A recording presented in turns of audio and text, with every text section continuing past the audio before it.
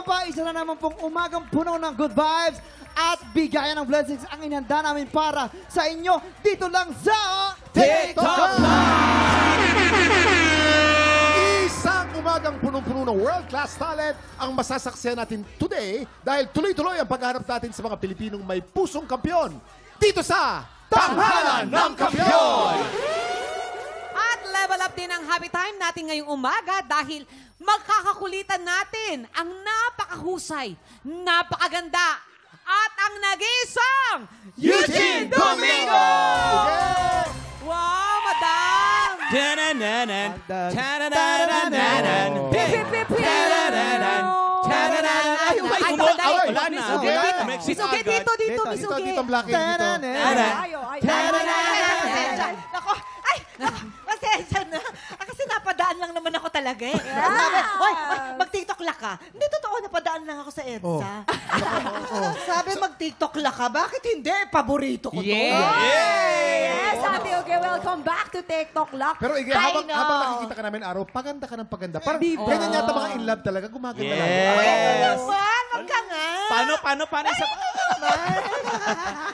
At dahil nandito na tayong lahat, simulan na natin ang inaabangang balitaan na may masayang hulaan. Narito na ang Hulo ng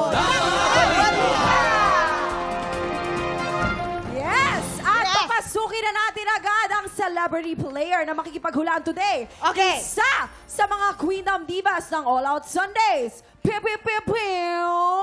Please welcome Thea Ashley! Ano ba yan? Faith? Ano ba yan? Ay, ate, masyado naman ako nadala sa kanta ni Thea. Kaya, sorry. Thea, samahan mo naman kami dito. At ready ka na ba sa ulo ng mga balita, Thea? Ito na nga, inakabahan ako. Nanonood nga ako sa YouTube kanina namang. Kaya-kaya mo to, ikaw pa ba?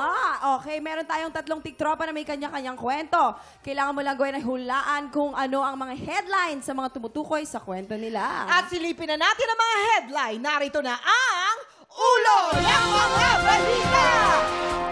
Headline number 1. 5 beses nagmahal, 5 lalaki sa buhay ang namatay. Uy! Headline number 2. Sinanla ang kalabaw, pangpiyansa sa asawa. Headline number 3. Piniling magpalaygate para mailigtas ang buhay ng anak. Headline number 4. Nakipagrambulan dahil sa jowa, bugbog sarado. Ay papaalala lang namin sa iyo, Thea, 3 dyan sa mga headline ay totoong kwento at isa dyan ay panggulo lang. Yes, at bibigyan ka namin agad ng clue. Tungkol ito sa tiktropang nakipagrambulan ng dahil sa jowa. At para magka-idea ka, ipapakita namin sa iyo kung paano sila napaaway ng dahil sa kanilang mga jowa. Papasukin na natin ang ating mga tiktropa na kailangan mong i-match. Mula sa Dasmariñas, Cavite, Heidi Belleza. Yan. Action! Well. Heidi, alam mo na siguro kung bakit ako nandito. Kontrabida. Ano naman? Ba't ka nga ba nandito? Iwanan mo na si Ricardo. Ako ang pinili niya. Ano? Bakit ikaw? Eh kami pa eh. Magkano kailangan mo? 1 million pesos. Iwanan mo lang si Ricardo. Ikaw talaga, naghahanap ka talaga ng away, no? Bakit? Mas bagay kami ni Ricardo kaysa sa'yo. Hindi ka niya mahal, akong mahal niya. Ako Kami na. ang mahal niya. Kami na. Ah, ganun ha? Ricardo? Cut! Mula naman sa Cubao, Quezon City, heto naman si Jaime Romanes Lagurin. Action! Ba't nandito ka pa? Eh, hindi ka na mahal ni Rebecca. Ano ba gusto mo ng gulo? Talaga ba? Ang laki ng boses mo Sige, magkagulo tayo. Anong gusto mangyari ngayon? Ano, mag-aaway tayo ngayon. Sige, ano? Sultukan tayo dito. Talaga ba? Lalaban ka sa akin? Sige, subukan mo. Okay, cut! At mula naman sa Bulacan, eksena na rin si Ruth Cardenas. Hoy, Ruth! Weiler, bakit mo hinagaw ang aking jowa? Anong inagaw? Akin yun. Paano naging sa'yo? Una siyang naging akin. Paano mo nalaman? Nakita ko. Kala mo, rongan kita? Ikaw sa susunod mo mangangaga ng jowa. Ikaw ang mga... Yan, sige pa. Sinasaksak ako! Cut! Teya, sa tingin mo, sino sa kanila yung totoong nakipagrambulan ng dahil sa mga jowa nila? Kung meron kang idea, ipwesto mo na sila. Okay. Go, Thea. Parang palaban talaga yun si Ate Ruth eh. Palaban siya. So feeling ko dun siya yung nakipagrambulan. Siya yung nakipagrambulan, si Ruth. Okay. Ayaw mo bang ilagay si Jaime sa nakipagrambulan? Mukhang mahilig sa rumble ito. I think si Ate. Si Heidi ang nagsanla ng kalabaw. Ang piyansa sa asawa. Feeling ko pala, sandali lang. Okay. Ate Ruth, ikaw na lang pala dito. Sa una. Si Ate Kung Ruth okay ang 5 lang. beses Dito, nagmahal, dito. 5 lalaki sa buhay ang namatay. Tapos, Bakit kaya? ikaw na, naniniwala na ako kay Kuya Kim Okay. na ikaw yung nakipagrambulan. Yan. Perfect. Sure ka na ba dyan talaga? I think, yes. Okay. Yes, alamin na natin kung may na-match ka ba. Anong sabi ng balita? Ay! 2 points! Santarin mo naman, Teya. Galing! Sa Jaime, gitna. halika dito, Jaime. Una sa lahat, kanino ka nakipagrambulan sa... Mga lalaki po. Okay. 10 po silang bumugbog sa akin kaya wala po laban. Ay, grabe Sampu naman. silang... Pero Jaime, paano nagsimula yung gulo ninyo? May girlfriend po ako dati, tapos Atin masasabi, yung girlfriend ko po okay. may nagkakagustong lalaki sa kanya. Oh. So, gusto po nila makuha sa akin yun, hindi nila makuha, kaya pinabugbog niya po ako. Maraming salamat. At Okay, syempre, Jaime. dito naman tayo kay Ate Thank you, Jaime. Ruth. Dito po tayo sa gitna. Dahil si Ate Ruth pala ay 5 beses nagmahal. Tama ka nga, lalaki sa buhay ang namatay na 5 din. Opo. So, bakit ganon? Malas ka ba?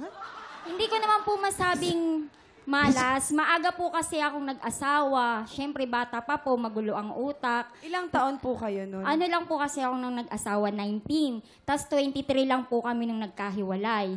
Tapos po, syempre, dahil bata ka, sumusubok ka ulit ng bagong pag-ibig. Oo. Tapos hindi po nagkakasundo dahil maraming issues. Katulad nga po ng may anak na ako, edi mahihiwalay na naman po. Tapos po napansin ko sa paglipas ng panahon, lahat po ng nagiging ex ko namamatay. Oh, so anong tawag dun? Hindi ko rin po alam.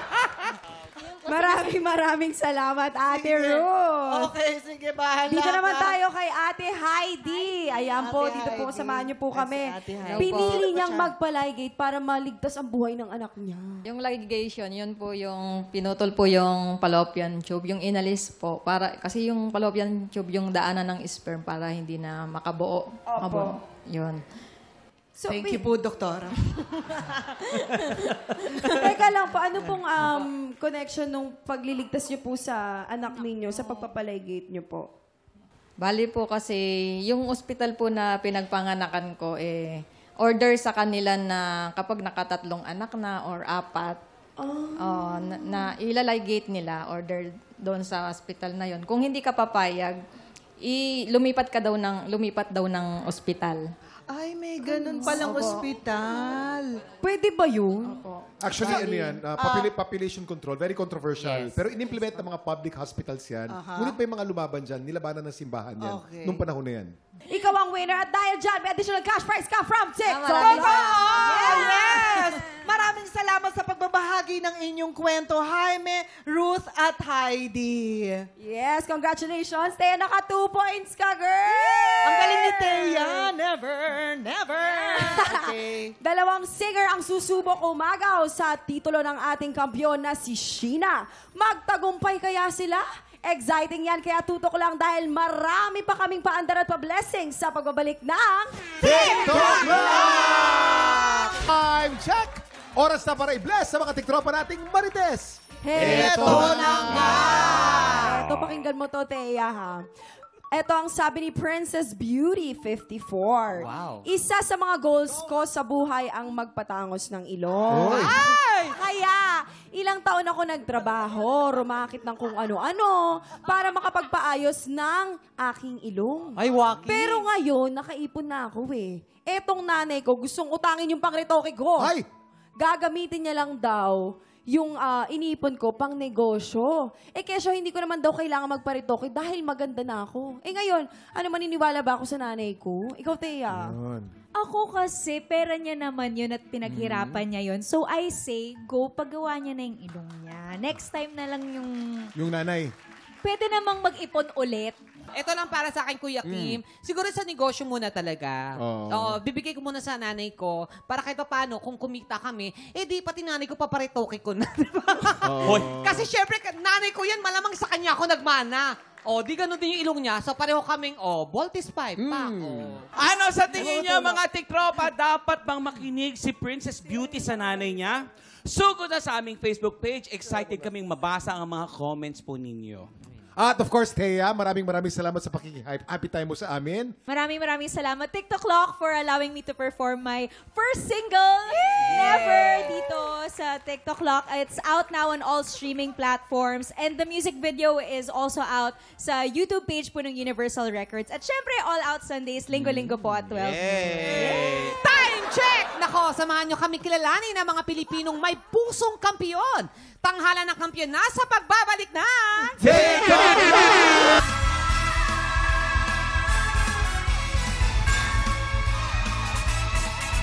Sama-sama natin kilalanin ng mga Pilipinong may pusong kampiyon dito sa Tanghalan ng Kampiyon!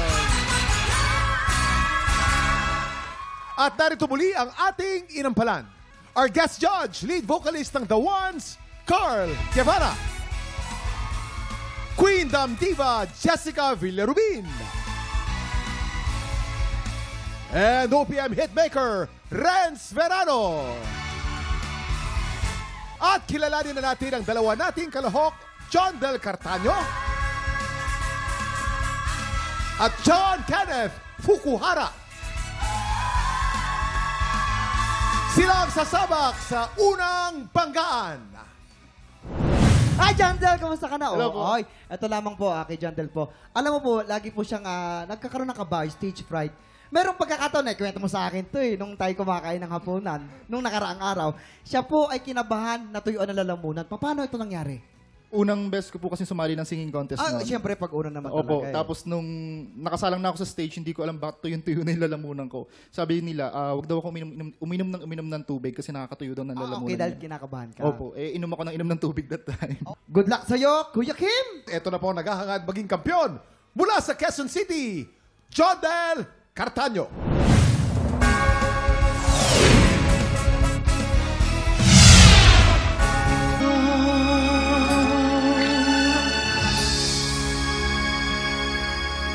John Del Cartaño from Quezon City. Ang lamig ng boses. Alam mo, ginawa ko sa lamig ng kanta mo. Ay, very impressive. Kaya ano kaya ang masasabi ng ating inampalan? You know, I like the way you started. I felt a certain stillness in your performance. You weren't rushing. Talagang you took your time. Tapos parang bagay na bagay, pati yung background kasi parang tubig na hindi maalon, tapos may mga ulap and everything. So, I liked how you began the performance. However, somewhere in the middle, parang medyo naghahabol ka na nung tempo. And it's very challenging kasi walang drum beat, nothing really guides you in the tempo. So, medyo challenging talaga yon. Hinahabol mo siya. Bukod doon, napansin ko na ina-anticipate mo din yung mga high notes na parang nag-over-prepare ka to project your voice. Pero, apart from that, na-appreciate ko yung performance mo, how you try to deliver the message, and I was moved. So, generally, I would say, good performance. Nagustuhan ko yung placement ng vibrato mo, ang ganda. Yung agree lang ako doon kay Carl, yung sa timing, tsaka yung sa pag-abot mo ng high notes. Medyo next time, be confident. Nagustuhan ko yung change key mo. Yung paglipat mo ng kinong kumambyo. Maganda, nasa pool mo kagad yon. Although, medyo nakikita ko pa rin yung kaba. Nandun pa rin yung nervyos, medyo naninigas yung iyong mga kamay. Siguro next time, loosen up. Anong score kaya ang ibibigay ng ating inampalan? Jessica? John Del, dahil sa performance na ipinakita mo sa amin today, ang stars na ibibigay ko sa'yo ay...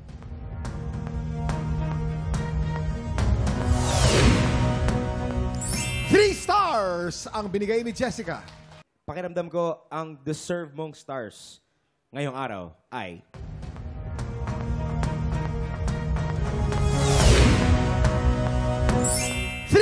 stars ang deserve mong stars na binigay ni Carl. Ibibitin muna natin kung ano ang score ni Renz. Sa ngayon, kilalanin natin ang ating pangalawang kalahok. John Kenneth Fukuhara. John Kenneth Fukuhara. Isa kang Japanese, di ba? Alam mo, gustong-gusto ko yung pangalan mo na yan eh. Si John Kenneth, malapit yung storya mo sa akin. Kasi katulad mo, nawalay din ako sa tatay ko nung bata pa lang ako. Pero napag-alaman ko na hindi ka daw nagalit sa kanya ever. Yes po. Dahil? Siguro yung mami ko po, in-instill niya sa amin na yung father namin, yung papa ko po is hindi naman siya bad guy or wala naman siyang ginawang masama. Kaya until now, yung heart ko kay papa, mabilis ko po siyang na-forgive agad kahit matagal siyang nawala. Good luck to you! Galingan mo, Kuya Kim! Ito na po naghahangad, maging kampiyon mula sa Quezon City, John Kenneth Fukuhara.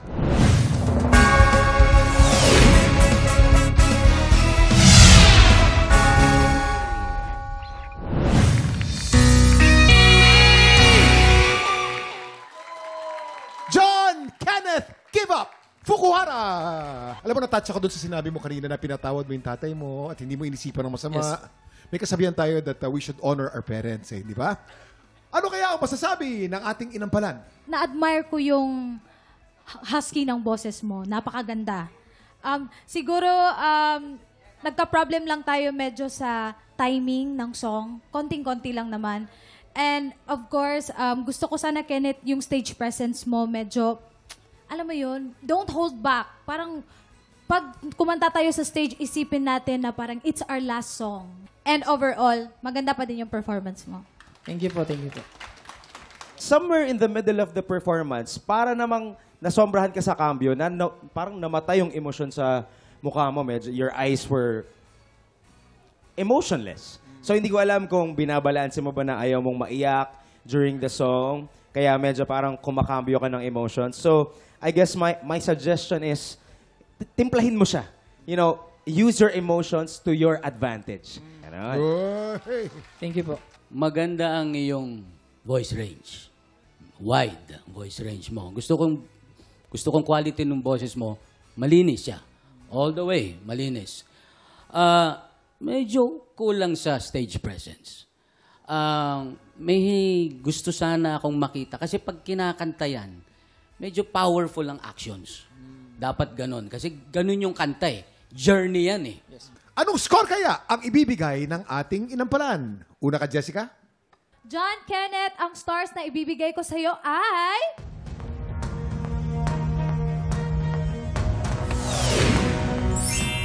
Three stars ang binigay ni inampalan Jessica.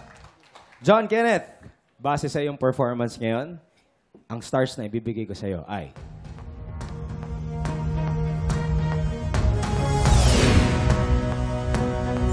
4 stars ang binigay ni Carl. Okay. Mamaya na natin ipapakita ang scores ni Renz. Samantala, tinatawagan namin ng mga tiktropang may tapang na makipagsabayan sa mga kampyon. Panoorin niyo po ito. Tinatawagan ng mga Pilipinong may tapang ng kampyon at boses ng kampyon. Ito na ang pagkakataon mong ilaban ang iyong pangarap. Kung ikaw ay 16 to 50 years old at may boses na kayang makapagsabayan sa mga kampyon, sugod na sa GMA Network Studio 6 tuwing Miyerkules at Huwebes, 3 to 5 p.m. po yan. Hanapin lang si Romel Bago, ilabas ang iyong pusong kampyon dito sa Tanghalan ng Kampyon! Renz! Oras na para malaman namin kung anong score ang ibibigay mo kay Jandel. Jandel, ang ibibigay ko sa iyo ay...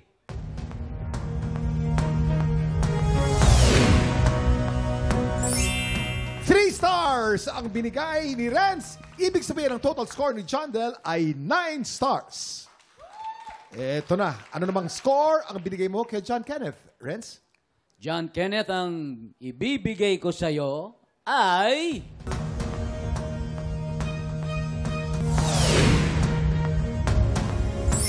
3 stars ang binigay ni Renz. Ibig sabihin, ang total ni John Kenneth ay 10 stars. Ang hahamon sa kampiyon ngayong araw, si John Kenneth Fukuhara. Congratulations! John Kenneth, laban sa 3-time champion na si Sheena. Simulan na natin ang kanilang back-to-back tapatan.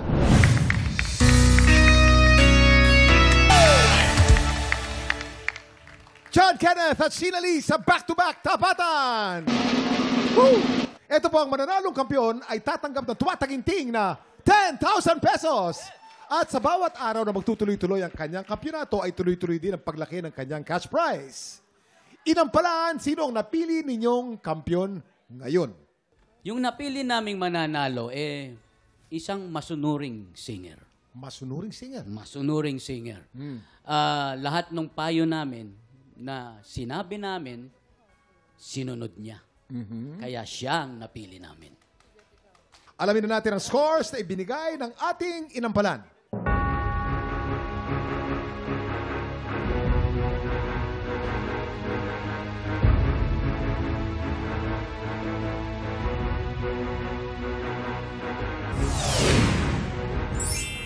John Kenneth Fukuhara with 9 stars. Sheila Lee Palad with 12 stars. Congratulations, Sheila Lee. Ikaw na naman ang tanghalan ng kampiyon. Panalo sa araw na to. Ang At total Sheila earnings Lee, si Sheila Lee ay 40,000 pesos. Tama. Isang panalo lang po.